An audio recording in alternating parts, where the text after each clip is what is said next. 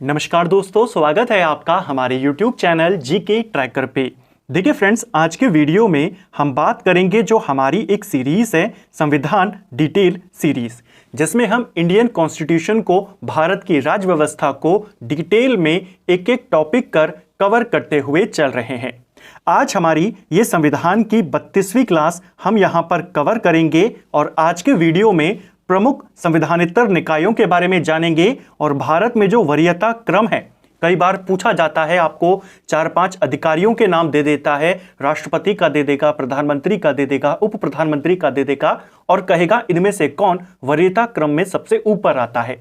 तो उसको भी हम आज ही के वीडियो में कवर करेंगे। इससे पहले कि हमारी संविधान की 31 क्लासेस कंप्लीट हो चुकी हैं, लास्ट वीडियो में जो हमारी प्रमुख सांविधिक निकाय थे उनके बारे में हमने डिटेल में बात करी थी। अगर आपने इससे पहले की क्लासेस को नहीं देखा है, आप उनको प्लेलिस्ट में जाके देख सकते हैं। तो चलिए दोस्तों, आज के क्लास को शुरू करेंगे। आज के वीडियो में हम नीति आयोग, योजना आयोग, इनके बारे में, इनसे जुड़े जो फैक्ट्स हैं उनके बारे में जहां से क्वेश्चन आता है उनको कवर करेंगे। इसके बाद राष्ट्रीय विकास परिषद के बारे में जानेंगे, कई बार इसकी स्थापना पूछी गई है।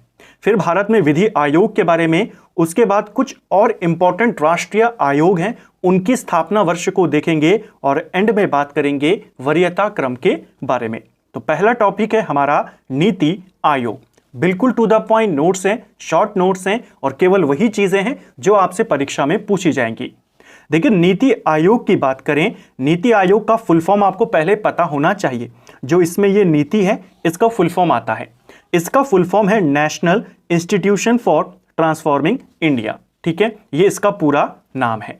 नीति आयोग ने योजना आयोग का स्थान लिया है। जब भारत आजाद हुआ, आजादी के बाद योजना आयोग का गठन किया गया था और योजना आयोग चलता रहा, वही सारी योजनाएं बनाता था। लेकिन 2014 में 15 अगस्त 2014 को प्रधानमंत्री के द्वारा यह घोषित किया गया लाल किले से कि अब योजना आयोग की संस्था को खत्म किया जाएगा और इसके स्थान पर नीति आयोग आएगा। तो नीति आयोग किसके स्थान पर आया? योजना आयोग के स्थान पर। नीति आयोग किसका उत्तराधिकारी हुआ? योजना आयोग का। इसको लेकर के 2 तिथियां आपको याद करनी है। नीति आयोग के गठन की घोषणा कब हुई? तो 15 अगस्त 2014। और नीति आयोग का गठन कब हुआ? यह हुआ 1 जनवरी 2015। तो घोषणा होती है अगस्त 2014 को और जनवरी 2015 से नीति आयोग गठित हो जाता है। इसका निर्माण योजना आयोग की तरह केंद्रीय मंत्रिमंडल के द्वारा किया गया है। देखिए, केंद्रीय मंत्रिमंडल कह लीजिए या सरकार कह लीजिए, इनके द्वारा एक प्रस्ताव पारित करके इसका गठन किया गया। योजना आयोग भी ऐसे ही बना था। जो नीति आयोग है, यह एक संविधानेतर निकाय है, अर्थात यह ना संवैधानिक है और ना ही सांविधिक है। देखिए, इसको यहीं पर क्लियर करते हुए चलते हैं।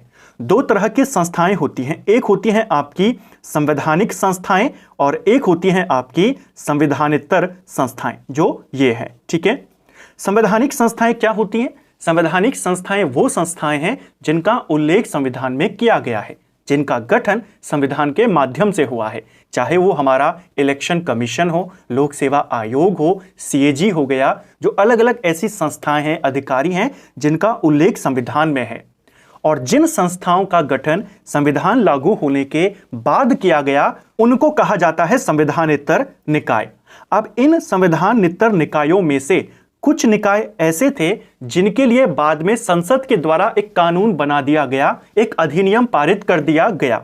जैसे जो हमने पिछले वीडियो में बात करे थे, जो जातीय आयोग थे, जनजातीय आयोग थे, शुरुआत में संविधानेतर निकाय थे, लेकिन फिर उनके लिए अधिनियम आ गया, उनको कानूनी दर्जा मिल गया और वो क्या हो गए? सांविधिक निकाय हो गए। ठीक है, कानूनी निकाय हो गए। कुछ निकाय ऐसे रह गए जिनके लिए कभी कोई अधिनियम ही नहीं आया, तो ना वो संवैधानिक हैं ना वो सांविधिक हैं। वो क्या है? वो केवल संवैधानेतर रह गए, यानी संविधान के लागू होने के बाद उनका गठन हुआ। तो ऐसा ही है हमारा नीति आयोग। क्वेश्चन आता है, आपको 4 आयोग देगा और कहेगा इनमें से कौन ना तो संवैधानिक है ना ही सांविधिक है। सांविधिक मैंने आपको बता दिया जिनके लिए अधिनियम आया है, संवैधानिक वो है जिनका उल्लेख संविधान में है और संविधानितर कौन है? जिनके लिए ना संविधान में उल्लेख है ना कोई अधिनियम आया है, तो वही है हमारा नीति आयोग। इसका मुख्य कार्य क्या है? इसका मेन कार्य है भारत सरकार के थिंक टैंक के रूप में कार्य करना। जो योजनाएं वगैरह होती हैं उनकी समीक्षा करना, मूल्यांकन करना, उन पर नजर रखना, वो सारा काम इसी का है और थिंक टैंक के रूप में सरकार को सलाह देना इसका काम होता है। ठीक है, अब ज्यादा क्वेश्चन जो आते हैं इसका हमने बेसिक आइडिया देख लिया, संवैधानिक है, संवैधानिक है, सांविधिक है, उसको मैंने आपको क्लियर किया। अब आता है दूसरा और सबसे इंपॉर्टेंट टॉपिक, इसकी संरचना। इसमें कौन कौन होते हैं, कौन कौन शामिल नहीं होते हैं। देखिए, इसका जो अध्यक्ष होगा, अभी हम नीति आयोग की बात कर रहे हैं, अभी हम योजना आयोग को भी देखेंगे, दोनों में कंपैरिजन भी आपका हो जाएगा कि कौन कौन किसमें था और कौन कौन किसमें था। जो नीति आयोग होता है इसका अध्यक्ष प्रधानमंत्री होता है, यानी इसमें पदेन अध्यक्ष होते हैं प्रधानमंत्री। जो व्यक्ति उस समय प्रधानमंत्री होगा वही नीति आयोग का अध्यक्ष होगा।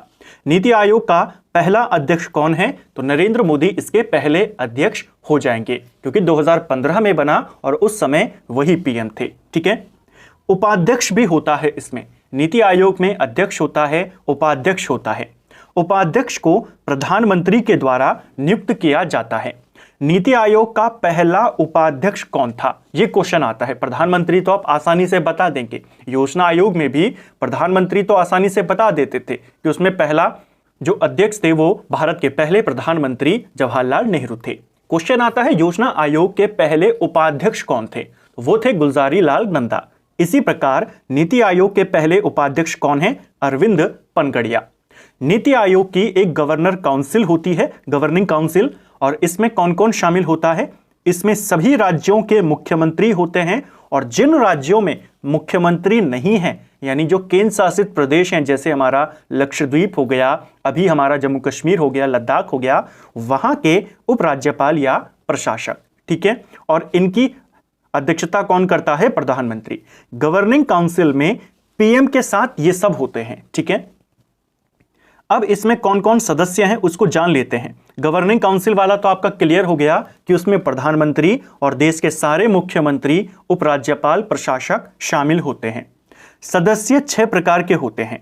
सभी राज्यों के मुख्यमंत्री नीति आयोग के सदस्य होते हैं। ठीक है, केंद्र शासित प्रदेशों के उपराज्यपाल, और जहां विधानसभा है वहां के मुख्यमंत्री। ठीक है, जैसा हमने अभी देखा।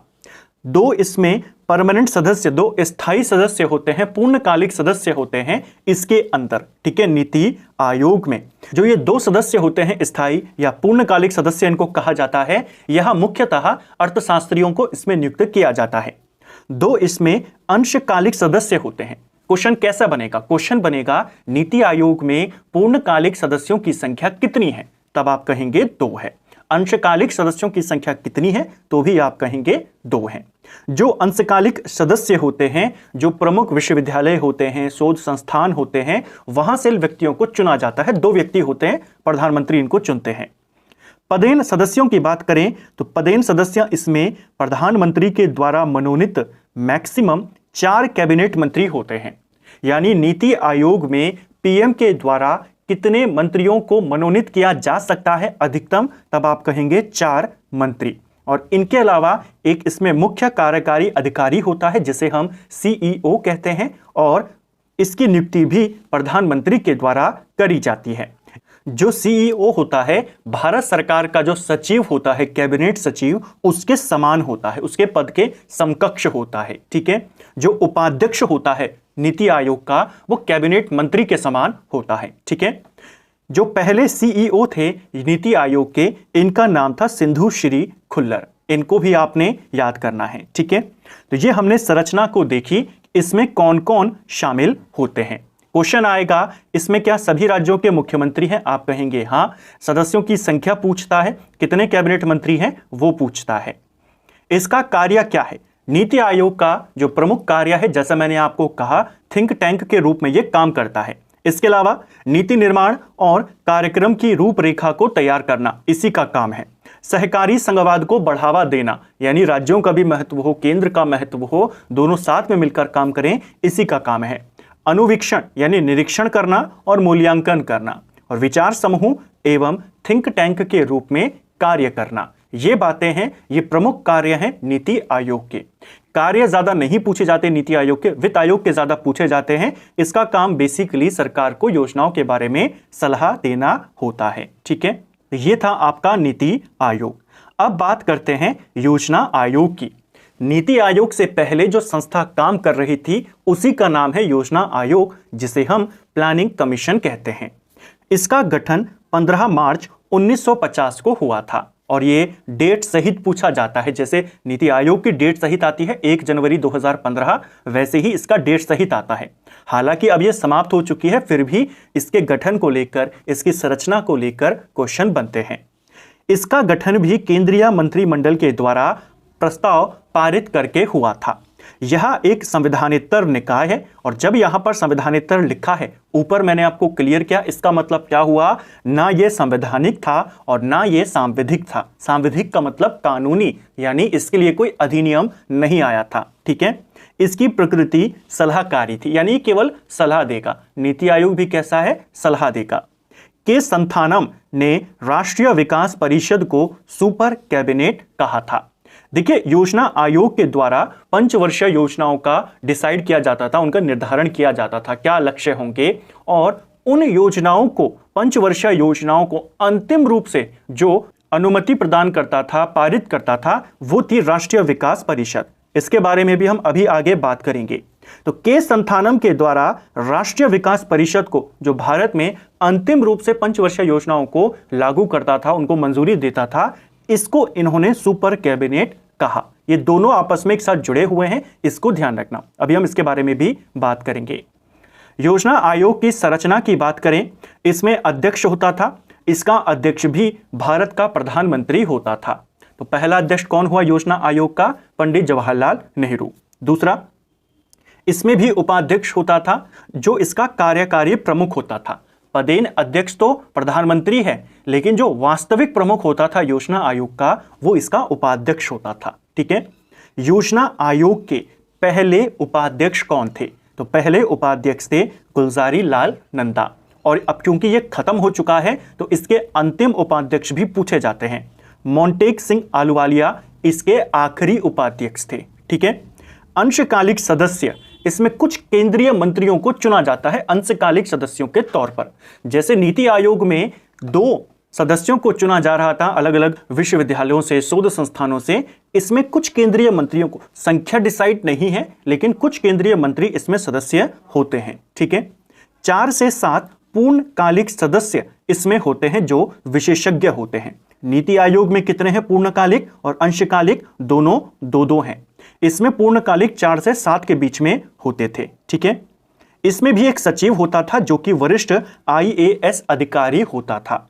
योजना आयोग में राज्यों के मुख्यमंत्री या राज्यपाल, उनको शामिल नहीं किया गया था, इसको याद करना है। यह पूर्णतः केंद्र द्वारा गठित एक संस्था थी।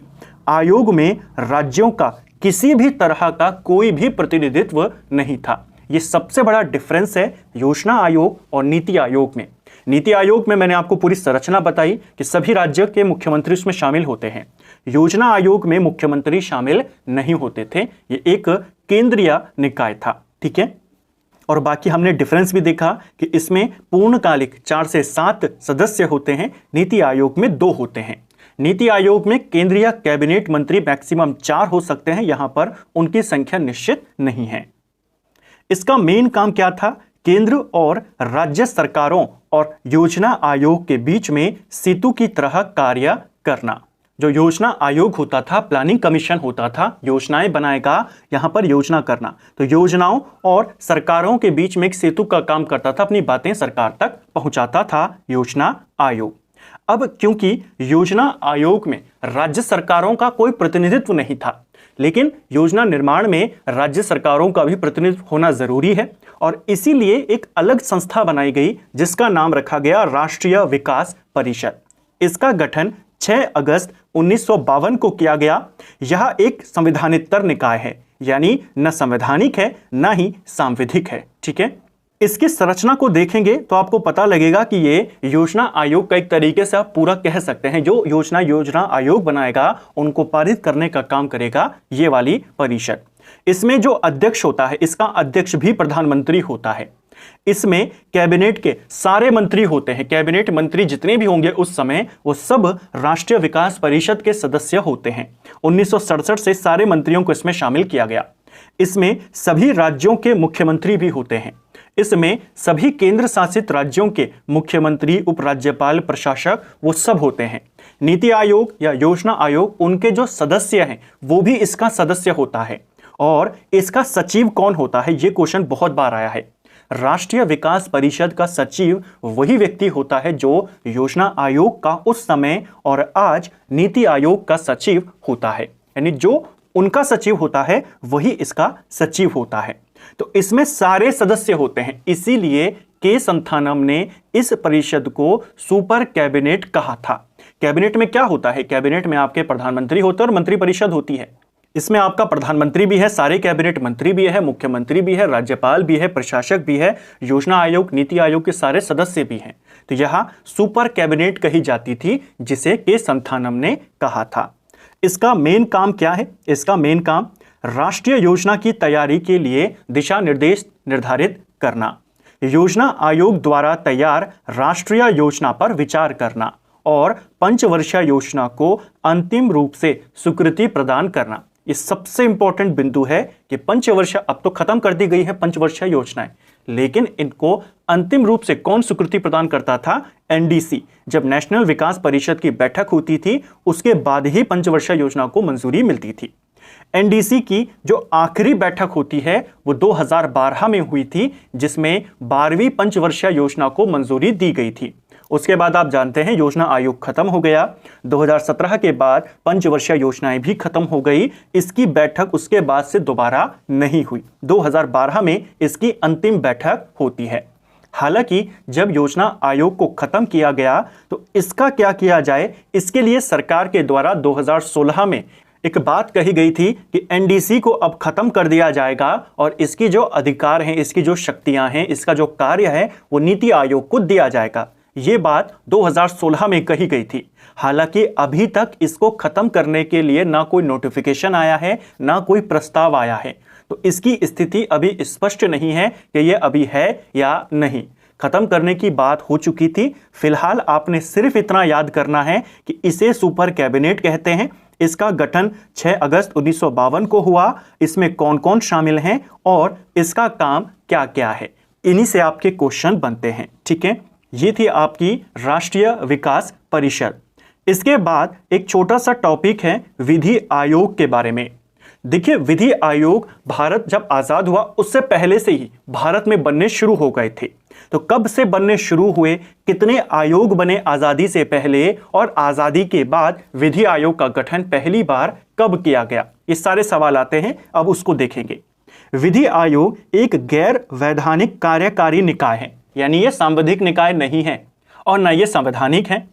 इसका उद्देश्य क्या होता है? विधि आयोग कानून में सुधार और कानून के शासन के तहत सुशासन को बढ़ावा देना, यानी कैसे कानूनों को और अच्छा बनाया जाए, कैसे सुशासन को और अच्छा किया जाए और उन कानूनों की समीक्षा करना जो अब समय के साथ उपयोगी नहीं रह गए हैं, काफ़ी पुराने कानून हो चुके हैं, उनको ख़त्म करना, उनके जगह पर नए कानून लाना, वो सारी सिफारिशें कौन करता है? विधि आयोग करता है। यही सरकार को बताता है कि ये वाले कानून में सुधार की आवश्यकता है, ये कानून अब पुराना हो चुका है, इसमें अपडेट की आवश्यकता है। इस तरीके से ब्रिटिश काल में 4 विधि आयोग का गठन किया गया था।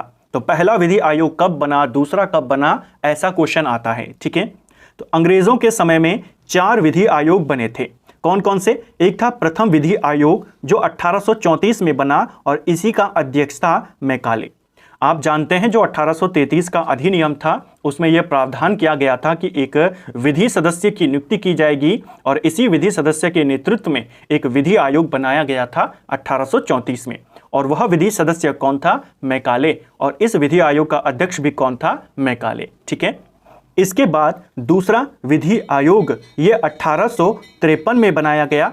इनके अध्यक्षों के नाम उतने नहीं आते हैं। ठीक है, केवल आपने पहले वाले का याद करना है और आज़ादी के बाद जो भारत का पहला विधि आयोग है उसके अध्यक्ष का नाम याद करना है।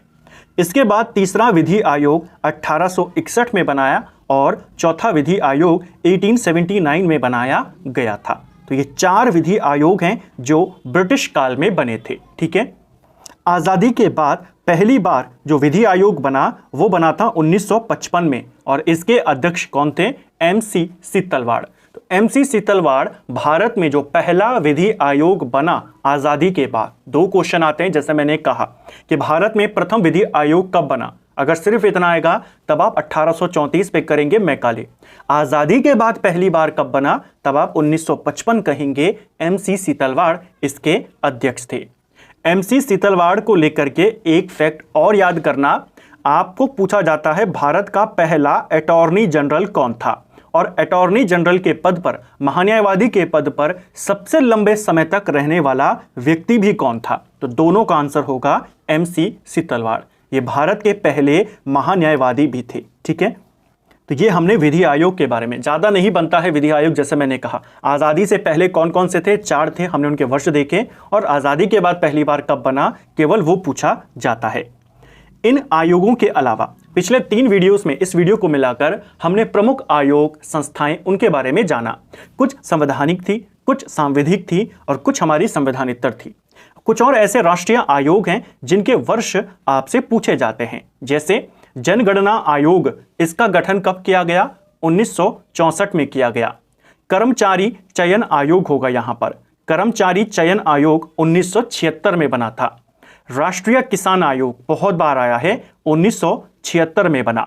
भारतीय प्रतिस्पर्धा आयोग, इसका गठन 2003 में किया गया। अल्पसंख्यक शैक्षणिक संस्थाओं हेतु राष्ट्रीय आयोग, तो अल्पसंख्यकों के शैक्षणिक संस्थानों के लिए एक राष्ट्रीय आयोग बना था 2004 में। और इसी प्रकार धार्मिक एवं भाषाई अल्पसंख्यकों में पिछड़े वर्गों का राष्ट्रीय आयोग ये बना 2005 में। राष्ट्रीय ज्ञान आयोग ये भी 2005 में बना। आर्थिक रूप में पिछड़ों के लिए राष्ट्रीय आयोग ये 2006 में बन गया था। राष्ट्रीय न्यायिक परिषद ये कब बनी? ये 2006 में बनी। तो ये कुछ हमारे प्रमुख नेशनल कमीशंस थे जिनको आपको याद करना है। इनमें जो इंपॉर्टेंट है आपके लिए वो हो जाता है जनगणना आयोग, राष्ट्रीय किसान आयोग। इसके अलावा आपका जो ये दोनों हैं अल्पसंख्यकों के लिए और पिछड़े वर्गों के लिए जो शैक्षणिक, धार्मिक और भाषाई आयोग बना वो 2004 और 5 में।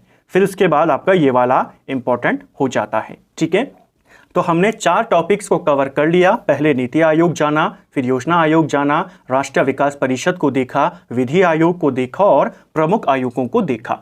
अब बात करेंगे संविधान में जो वरीयता क्रम है। भारतीय राज्य व्यवस्था में विभिन्न पद अधिकारियों का वरीयता क्रम, यानी कौन किसके बाद आता है, ये आपको कई बार पेपर में देखने को मिलेगा। देखिए, भारत में सबसे ऊंचा जो पद है वो राष्ट्रपति का है। राष्ट्रपति के बाद भारत में उपराष्ट्रपति का स्थान है और इसके बाद प्रधानमंत्री का स्थान है।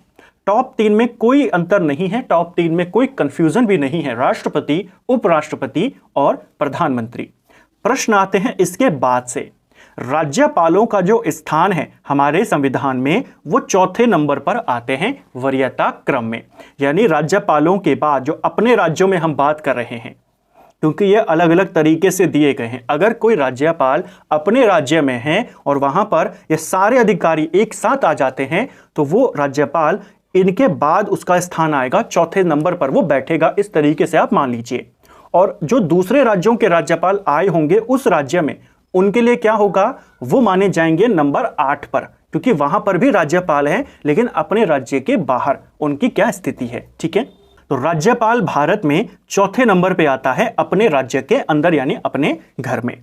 इसके बाद आता है भूतपूर्व राष्ट्रपति, ये नंबर 5 पे आता है।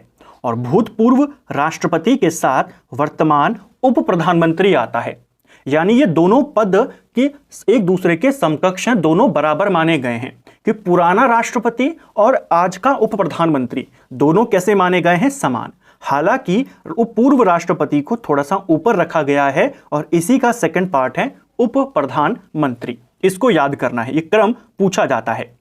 इसके बाद उप प्रधानमंत्री के बाद नंबर आता है भारत के मुख्य न्यायाधीश का, ये वरीयता क्रम में नंबर 6 पर है।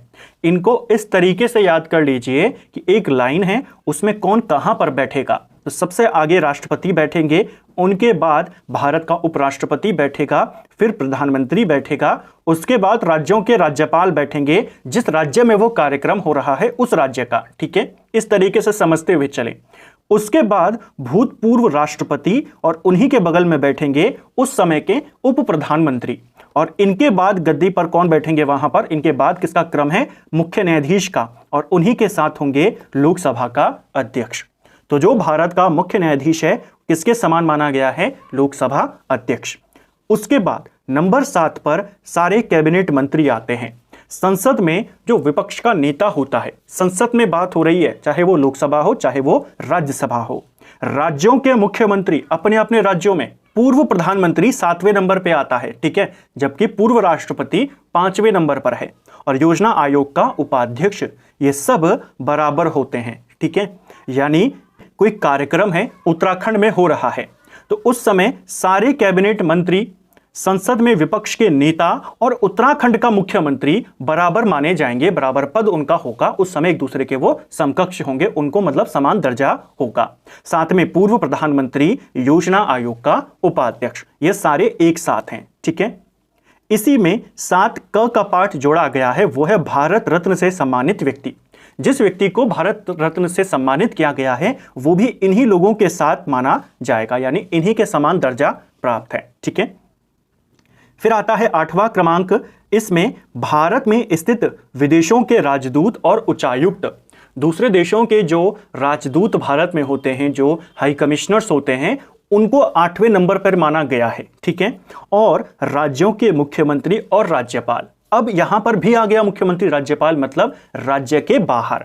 जैसे फिर से उसी उदाहरण पे चलिए, उत्तराखंड में कोई कार्यक्रम हो रहा था और सारे लोग ऐसे सूची में बैठे, तो जो उत्तराखंड का मुख्यमंत्री है वो कहां पर बैठेगा, अपने राज्य के भीतर उसकी क्या स्थिति होती है, अभी हमने क्रम में देखा था, नंबर 7 में वो बैठेगा। ठीक है, और दूसरे राज्यों के जो मुख्यमंत्री हैं अपने राज्य के बाहर उत्तराखंड में जब आएंगे तो उनकी स्थिति क्या होगी, नंबर 8 पर वो होंगे, क्योंकि अपने राज्य में मुख्यमंत्री उनसे ऊपर का लेवल का माना जाएगा। ठीक है, मुख्यमंत्रियों और राज्यपालों की स्थिति अपने राज्य के बाहर किस पे आती है, 8वें पर, जबकि अपने राज्य में मुख्यमंत्री 7वें स्थान पर है और राज्यपाल 4थे स्थान पर है। ठीक है, इसके बाद आता है 9वें स्थान पर सुप्रीम कोर्ट के न्यायाधीश।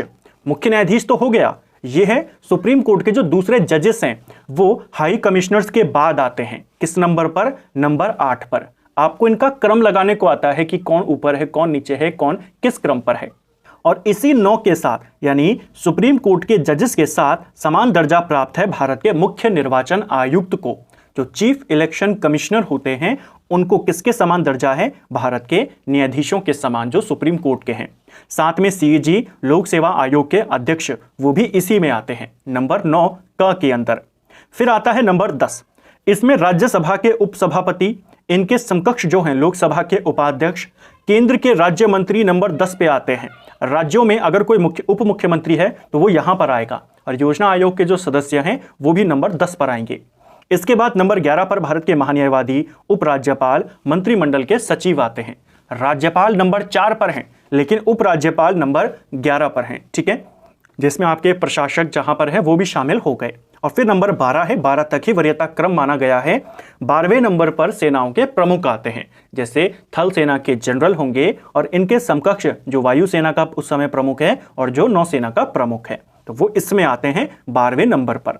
तो ये आपको वरीयता क्रम पता होना चाहिए कि पूर्व प्रधानमंत्री कहां पर है, उसके ऊपर कौन कौन है, राज्यपाल के ऊपर कौन कौन है, भूतपूर्व राष्ट्रपति के ऊपर कौन कौन है। इस तरीके से क्रम लगाने को आएगा, लगाइए, आपको देगा उप प्रधानमंत्री का नाम दे दिया, यहां पर दे दिया भारत के सीजेआई, यहां पर दे दिया राज्यों के मुख्यमंत्री अपने राज्य के भीतर, और नीचे दे दिया आपको उपराज्यपाल।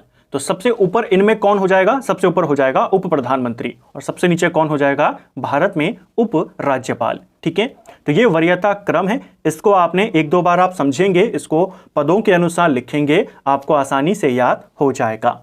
तो फ्रेंड्स, ये था हमारा आज का वीडियो, जिसमें हमने संविधान के 4 इंपॉर्टेंट टॉपिक्स को या 5 टॉपिक्स को यहाँ पर कवर किया। सबसे पहले नीति आयोग को देखा, योजना आयोग को देखा, राष्ट्रीय विकास परिषद को देखा, भारत में विधि आयोगों को देखा और प्रमुख राष्ट्रीय आयोगों को देखा, और फिर वरीयता क्रम को कवर किया।